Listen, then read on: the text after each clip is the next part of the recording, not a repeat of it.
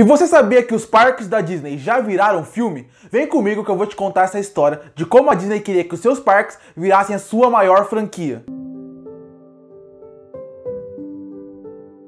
Hoje em dia todo mundo conhece a Disney como a dona de mais da metade de tudo que envolve a parte da cultura pop. Porque se você parar pra pensar hoje, a Disney, além de ela ser dona da própria Disney, que é um dos maiores lugares de animação que a gente conhece, ela também é dona da Pixar, que ela comprou lá atrás. Depois ela ainda comprou várias outras coisas. Ela comprou, por exemplo, a Marvel e depois ela criou todo esse legado que a gente conhece, acompanha e gosta de ver até hoje. Nós também temos tudo que envolve Star Wars. Toda a parte da Lucasfilm ela também comprou. Com isso, além do Star Wars, também veio, por exemplo, Indiana Jones e algumas outras produções que estão embaixo da Lucasfilm. Mas o principal, claro, foi o Star Wars. Tanto que logo depois que eles compraram a Lucasfilm, veio com eles aquela nova trilogia que saiu agora, que tem os últimos 3 filmes, e também tem alguns desenhos que saíram, como Rebels. Você também tem o final do Clone Wars, você tem séries sendo lançadas como Mandaloriano, que faz muito sucesso, e a partir daí eles também tiveram uma grande produção aí. E mais recentemente, além de já ter essas duas grandes nomes dentro do seu domínio, a Disney ainda foi atrás da Fox e comprou a Fox. Então tudo que envolve Fox, FX, desde séries passando a filmes, hoje pertencem à Disney. Então, por exemplo, Os Simpsons, Uma Família da Pesada, American Dad, que são séries mais pesadas, mais para adultos, em questão de animação, filmes da Fox e até séries como, por exemplo, Modern Family, American Horror Story, American Crime Story, tudo isso é da Disney hoje em dia, porque a Disney comprou a Fox. Mas tudo isso aqui que eu falei vale depois de 2007, quando ela começou a comprar a Marvel. Da Marvel pra frente, ela começou a comprar tudo. Mas até esse ano, a Disney não tinha domínio de tudo isso. Ela só era uma empresa solo, que no começo dos anos 2000, só tinha uma empresa junto com ela. E era a Pixar, porque eles compraram a Pixar logo no final dos anos 90. Com isso, eles precisavam fazer algo que não chocasse o cinema, mas que colocasse a marca deles em filmes fora de animação. E com isso, eles precisavam criar franquias. E por que a ideia de franquia é tão interessante para qualquer estúdio? Porque quando você faz uma franquia e ela dá certo, você consegue fazer mais de um filme. Você consegue lucrar muito em cima de vários filmes. E com isso, a Disney, olhando pro lado, ela não queria fazer live action das suas animações e nem das animações da Pixar, mas elas queriam filmes. Elas olharam e pensaram, o que a gente tem para poder virar as nossas franquias? Eles pensaram, os parques da Disney. Os parques da Disney contam a sua própria história sozinho. Eles têm sua história. Eles não foram criados lá só para ser algo divertido. Tudo dentro da Disney, principalmente os brinquedos mais antigos, que foi o Walt Disney que planejou, todos eles têm uma ideia por trás que cria todo um background que daria para fazer filmes. E com isso a Disney percebeu que ela precisava investir em seus parques, e não em seus parques em si, que eles já investiam, mas em filmes baseados em seus parques. E isso começou nos anos 2000, quando eles lançaram o filme Dinossauro. Dinossauro é um parque da Disney, isso é uma coisa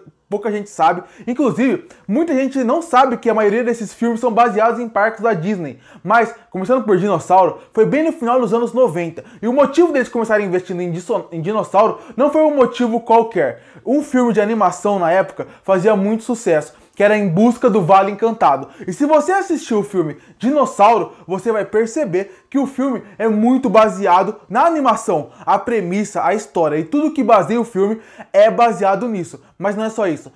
Nos anos 90, lançou o filme Jurassic Park. Esse filme que mudou a forma do cinema ver dinossauros e que virou algo na boca do povo. Com isso, a Disney achou que o melhor investimento para começar aí fosse o filme Dinossauro. Porque ele seria um filme diferente e que pegaria o que estava fazendo sucesso na época. O filme não foi um super sucesso. Ele funcionou, ele trouxe uma tecnologia diferente, mas mesmo assim, o filme não foi o maior sucesso que eles esperavam. Com isso, eles pensaram em continuar investindo. E em 2002, eles lançaram um filme que nem foi para o cinema, testaram mais para a TV, que era aquele Barry e os Ursos Caipira. Um filme que muita gente nem viu, nem conhece, mas esse foi o segundo grande investimento da Disney, pensando principalmente em pegar um público mais infantil, que eles acharam que a mesma coisa que eles fizeram em Dinossauro, eles tentaram fazer aqui. Mas o Barry também não foi um super sucesso. Não foi um filme que deu totalmente certo como eles esperavam. Então já era dois filmes que, apesar de ter ido até que bem, não foi o que eles esperavam. Dinossauro em 2000 e Barry em 2002. Mas logo depois disso, já tinha mais dois filmes em produção ao mesmo tempo.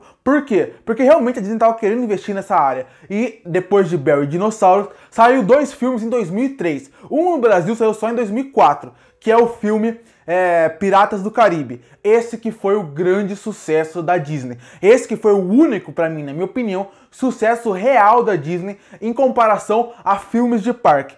Piratas do Caribe não foi só um sucesso para a Disney. Ela praticamente disse que daria sim para você fazer uma franquia gigantesca em cima disso. Porque muita gente não lembra. Piratas do Caribe não só foi um filme que foi muito bem na época em questão de crítica e bilheteria. Piratas do Caribe concorreu ao Oscar do ano. Concorreu a algumas premiações do Oscar. Infelizmente, na época, ela caiu bem no ano onde o Senhor dos Anéis estava concorrendo. E aí, obviamente, ele perdeu tudo. Ainda mais porque era o Senhor dos Anéis, o Retorno do Rei, que era um filme que estava terminando uma trilogia gigantesca. E com isso, infelizmente, na verdade, infelizmente não, porque o Senhor dos Anéis merecia bem mais que o Piratas do Caribe. Mas ele perdeu em tudo. E na época, ele estava concorrendo a coisas muito interessantes, como trilha sonora, também em questão de CGI, e computação gráfica, né, efeitos visuais, e ele perdeu tudo para o Senhor dos Anéis.